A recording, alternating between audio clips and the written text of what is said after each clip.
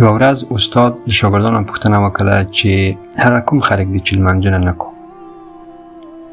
نو شاګردانو ډېر ګلالي ځوابونه ورکړل.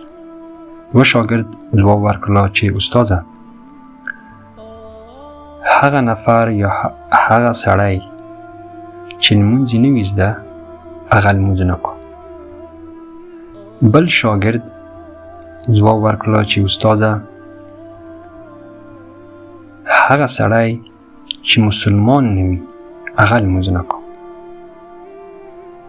بل شاګرد ډېر ګلالی ځواب ورکړله، ورته ویل چې ای استاده، هغه سړی چې مړ شي، هغه لمونځ نه کوي. یعنې مړي لمونځ نه کوي.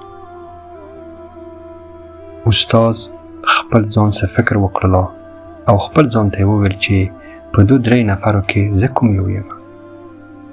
آیا د ما لمونځ نه دی زده چې ویې کړمه؟ آیا زه کافر یم؟ که آیا زه مړ یم؟